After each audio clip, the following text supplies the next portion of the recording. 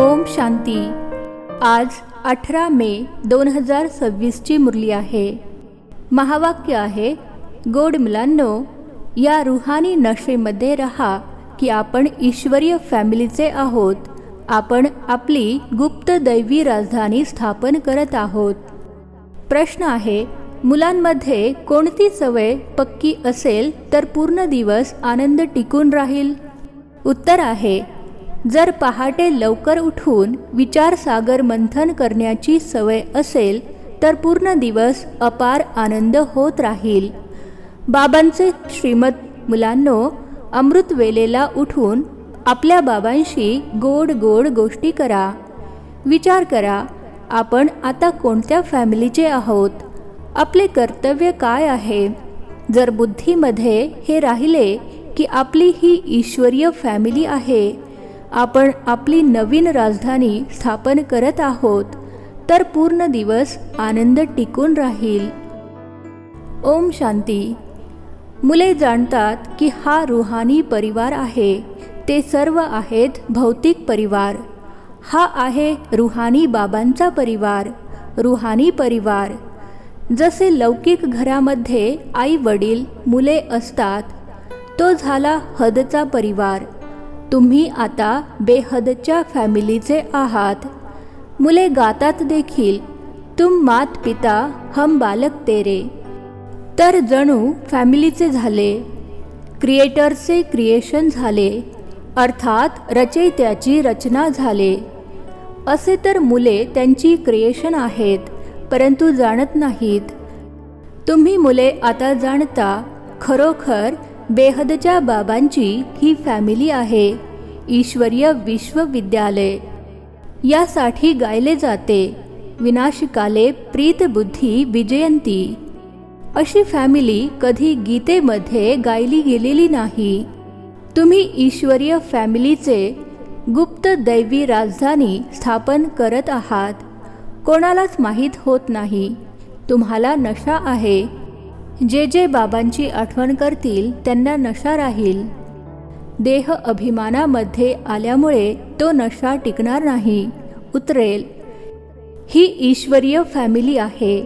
आपल्याला आता घरी जायचे आहे, नंतर मग दैवी राजधानीमध्ये येणार। तिथे अर्थात सतयुगामध्ये आहे दैवी फॅमिली। ती अर्थात जुन्या दुनियेमध्ये आहे आसुरी फॅमिली। ही आहे तुमची ईश्वरीय फॅमिली। रुहानी बापदादांची मुले बहीण भाऊ आहेत। बस हा आहे रुहानी प्रवृत्ती मार्ग। सतयुगामध्ये काही ईश्वरीय फॅमिली म्हटले जाणार नाही, तिथे दैवी फॅमिली बनते। ही ईश्वरीय फॅमिली अत्यंत शक्तिशाली आहे। तुम्ही जाणता, आता आपण ईश्वरीय फॅमिली दैवी राज्य स्थापन करत आहोत।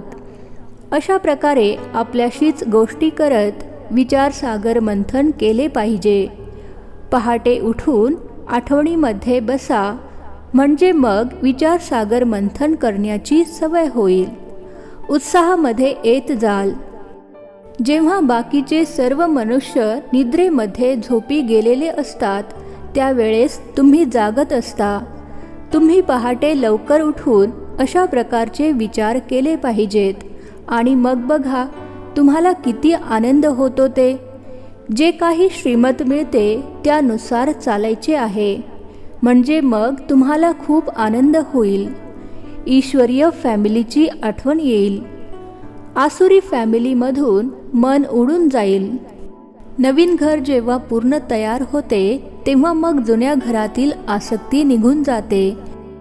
जोपर्यंत नवीन बनत नाही तोपर्यंत काही ना काही डागडुजी इत्यादी करत राहतात, आणि मग मन उडून जाते। ही जुनी दुनिया देखील अशीच आहे। आता तुम्ही जाणता, हे जुने घर आहे। आपण आता नवीन घरामध्ये जाणार, मग नवीन शरीर धारण करणार। हा देह सुद्धा जुना आहे। आता तुम्ही भविष्य 21 जन्मांसाठी राज्यभाग्य घेत आहात। तुम्हाला इथे काही राज्य करायचे नाहीये, इथे होते स्थापना। ह्या गोष्टी फक्त तुम्हीच जाणता। ही आहे देखील गीता, राजयोग आहे ना, याला म्हटले जाते सहज राजयोग. अनेक वेळा तुम्ही या राजयोग अभ्यासाद्वारे दैवी राज्य स्थापन करता. तिथे या गोष्टी लक्षात राहणार नाहीत. जर तिथे या गोष्टी आठवणीत राहिल्या तर मग सुखच भासणार नाही, चिंता लागून राहील. यावेळी तुम्हाला गुप्त नशा आहे. उच्च ते उच्च बाबांची ही फॅमिली आहे. याला म्हटले जाते ईश्वरीय गुप्त फॅमिली प्रकार. ईश्वरीय विश्वविद्यालय, ईश्वरीय यज्ञ देखील म्हणतात. फॅमिली आहे. आपल्याला खूप प्रेमळ बनायचे आहे.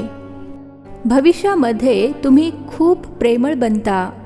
तुम्ही आहात रूप बसंत. आत्मा रूप देखील आहे आणि बसंत देखील आहे. इतकी छोटीशी आत्मा अविनाशी पार्ट बजावते. यावेळी तुम्ही रूप बसंत बनला आहात. बाबा ज्ञानाचा सागर आहेत, तर जरूर ते ज्ञान तेव्हाच देतील जेव्हा या शरीरामध्ये येतील. तुम्ही जाणता ज्ञानरूपी पावसाची बरसात करतात. एक एक रत्न लाखो रुपयांचे आहे. आता तुम्हा आत्म्यांना बाबांचा परिचय मिळाला आहे. बाबांनी स्मृती करवून दिली आहे. हे 84चे चक्र कसे फिरते हे तुमच्या बुद्धीमध्ये आहे. म्हणून तुमचे नावच आहे स्वदर्शन चक्रधारी. विष्णू अथवा लक्ष्मीनारायण स्वदर्शन चक्रधारी नव्हते. त्यांच्यामध्ये हे ज्ञान नसते. आता आत्म्याला हे ज्ञान प्राप्त होते. सृष्टीचे चक्र कसे फिरते. भले त्रिमूर्ती म्हणतात तरी देखील शिवाला दाखवत नाहीत. त्रिमूर्तीची भरपूर चित्रे बघितली असतील. साकारमध्ये प्रजापिता ब्रह्मा तर इथे आहेत ना. हे झाले खूप जुने ग्रेट ग्रेट ग्रँडफादर. तर ही झाली प्रजापिता ब्रह्माची वंशावळ. बाबा सृष्टी रचतात ब्रह्माद्वारे, तर ब्रह्मा मोठे झाले ना, वृद्ध असल्याचे देखील दाखवतात. यांनी 84 जन्माचे चक्र पूर्ण केले आहे. आता तुम्हाला या गोष्टी समजल्या आहेत. हे देखील जाणता की सर्व मुले तर बाबांचीच आहेत. आत्म्यांना बाबांचा परिचय द्यायचा आहे. आता भारताचे खूप मोठे कल्याण होत आहे. सर्व आत्मे पवित्र बनून मुक्तिधाममध्ये निघून जातील. तुम्ही आहातच भारताच्या सेवेवर. भारत खास, दुनिया आम. तुम्ही आता फार थोडे आहात जे या गोष्टींना समजता. आणि मग नटशेलमध्ये अर्थात थोडक्यात समजावून सांगितले जाते की मुलांनो, मन मना भव. वेगळे देखील समजावून सांगितले जाते. जे काही आहे ते दैवी राजधानी स्थापन करण्याकरता लावा. बापू गांधीजी काय करत होते? त्यांना देखील रामराज्य हवे होते. कसा वंडरफुल खेळ आहे ना. आता तुम्ही साक्षी होऊन खेळ बघता. तुम्हाला हसू येते. कुठल्या गोष्टी कुठे घेऊन जातात. बाबा म्हणतात ड्रामा अनुसार दुनियेची गती वाईट झाली आहे, तर मग बाबा येऊन सद्गती करतात. तुम्हा मुलांना नशा चढलेला आहे. हे आहेत साऱ्या दुनियेचे निराकार बापूजी. हा ब्रह्मा देखील कोणाचा मुलगा आहे? शिवबाबांचा. तो कोणाचा मुलगा आहे? या माता म्हणतात शिवबाबा आमचा मुलगा आहे. हा आहे शिवबाबांचा लपंडाव. बाकी ध्यान साक्षात्कारामध्ये तर मायेची खूप प्रवेशता होते. हे जे म्हणतात आमच्यामध्ये शिवबाबा येतात, शिवबाबा असे बोलतात, ही सर्व भूताची प्रवेशता आहे. तुम्हा मुलांनी सावध राहिले पाहिजे. हा भूताचा रोग असा आहे जो दोन्ही दुनियेपासून दूर फेकून देतो. हा विचारसुद्धा कधी येता कामा नये की आपल्याला साक्षात्कार घडावा. हे सर्व भक्तीचे विचार आहेत. ज्ञानमार्गाला चांगल्या रीतीने समजून घ्यायचे आहे. माया अनेक प्रकारे धोका देते. साक्षात्कार इत्यादीने काहीच फायदा होत नाही. बाबा म्हणतात यांच्याद्वारे अर्थात ब्रह्माद्वारे वचनबद्ध करवून घेतात. बाबांचा आदेश आहे तुम्हाला कोणत्याही देहधारीची आठवण करायची नाही. तुम्ही स्वतःला आत्मा समजून बाबांची आठवण करा. स्वतःच्या कल्याणासाठी बाबांची आठवण करायची आहे. ही तर नीट समजून घेण्याची गोष्ट आहे. बाबांना कोणताही समाचार लिहू शकता. बऱ्याच मुलांना तर एवढी सुद्धा अक्कल नाही की बेहदच्या बाबांना चिठ्ठीमध्ये आपला कुशल समाचार लिहावा. लौकिक पित्याला जर पत्र लिहिले नाही तर झोपच उडून जाते. हे देखील बेहदचे बाबा आहेत. बाबा जेव्हा बघतात की महिना दीड महिना चिठ्ठीच येत नसेल तर समजतात की यांना बहुतेक मायेने खाऊन टाकले आहे, ज्यामुळे अशा पारलौकिक पित्याला चिठ्ठीच लिहित नाहीत. एवढे तरी लिहिले पाहिजे, बाबा आम्ही नेहमी नारायणी नशेमध्ये राहतो. तुम्ही दिलेल्या युक्तीमध्येच आम्ही मग्न आहोत. म्हणजे मग बाबा समजतील की आनंदात आणि समाधानी आहेत. चिठ्ठी लिहिली नाहीत तर बाबा समजतील की आजारी आहे, आठवणीमध्येच राहत नाहीत. नाहीतर बाबांना हा समाचार द्यायचा आहे की बाबा आम्ही ही सेवा केली, यांना ज्ञान सांगितले, यांच्या बुद्धीमध्ये नीट बसलेले नाही. तर मग बाबा हे देखील समजावून सांगतील की अशा अशा पद्धतीने समजावून सांगा. भक्ती मार्गामध्ये जे काही बोलतात ते समजत काहीच नाहीत. मुख्य गोष्ट बाबांनाच जाणत नाहीत. बाबांना जाणल्याने भारताची सद्गती होते. बाबांना न जाणल्यामुळे भारताची पूर्णतः दुर्गती झाली आहे. आता बाबा तुम्हा मुलांना समजावून सांगत आहेत, मी तुम्हाला सद्गतीमध्ये घेऊन जाणार आणि बाकी सर्वांना मुक्तीमध्ये घेऊन जाणार. भारत जीवनमुक्तीमध्ये असतो तेव्हा बाकी सर्व मुक्तीमध्ये असतात. हा बदल बाबांशिवाय इतर कोणीही करू शकत नाही. सर्वांचे सद्गतीदाता एक बाबाच आहेत. सर्वांची सद्गती जरूर कल्पकल्प संगमावरच होईल. तुम्ही जाणता आम्हा आत्म्यांचे रूहानी बाबा एकच आहेत. आत्माच त्यांची आठवण करते. तुम्हाला भक्ती मार्गामध्ये 2 पिता आहेत. सतयुगामध्ये आहे एक पिता, संगमावर आहेत 3 पिता. प्रजापिता ब्रह्मा देखील पिताच तर आहे ना. शिव देखील पिता आहेत. ते आहेत सर्व आत्म्यांचे पिता. त्यांच्याकडूनच वारसा घ्यायचा आहे. त्यांची आठवण केल्यानेच विकर्म विनाश होतील. ब्रह्माची आठवण केल्यामुळे विकर्म विनाश होणार नाहीत. म्हणून शिवबाबांचीच आठवण करायची आहे. आपण त्यांचे बनलो आहोत. हे आहे रूहानी बाबांचे रूहानी मुलांप्रती खरे खरे सत्य ज्ञान. बाकी सर्व आहेत देह अभिमानी. देह अभिमानी पतित मनुष्य जे काही कर्म करतात ते पतित कर्मच करतात. दानपुण्य इत्यादी जे काही करतात ते सर्व पतितच बनविते. रावण राज्यामध्ये हेच घडते. आता बाबा येऊन ऑर्डिनन्स अर्थात वट हुकूम काढतात. बाबा म्हणतात, मुलांनो सावध रहा, विकारांमध्ये जायचे नाही. काम विकारावर विजय प्राप्त करायचा आहे. वादळे इत्यादी तर खूप येतील, यामध्ये फेल व्हायचे नाही. मायेचे इतके विकल्प येतील जे अज्ञान काळामध्ये देखील आले नसतील, असे देखील विकल्प येतात. म्हणतात भक्ती मार्गामध्ये खूप आनंद असतो. आता आम्ही तुमची आठवण करण्याचा प्रयत्न करतो, परंतु करू शकत नाही. बिंदूची आठवण करू शकत नाही. मोठी वस्तू असेल तर आठवण येईल. बाबा म्हणतात की तुम्ही शिवबाबा असे म्हणून आठवण करा. या जुन्या दुनियेला विसरून जा. शांतीधाममध्ये माझी आठवण करा. फक्त शांतीधामची आठवण करायची नाही. बाबांच्या आठवणीद्वारेच विकर्म विनाश होतील. आत्म्याचे स्वीट बाबांवर प्रेम असले पाहिजे. अर्ध्या कल्पाचे प्रेमी आहेत. आत्मा म्हणते, आम्ही अर्धा कल्प तुम्हाला विसरून गेलो होतो. इथे ब्राह्मणी ज्यांना घेऊन येते तिने अत्यंत सावधगिरीने निश्चय बुद्धी असणाऱ्यांनाच आणायचे आहे. जर इथे येऊन मग जाऊन कोणी पतित बनला तर त्याचा दंड ब्राह्मणीवर येईल. म्हणून ब्राह्मणीवर खूप मोठी जबाबदारी आहे.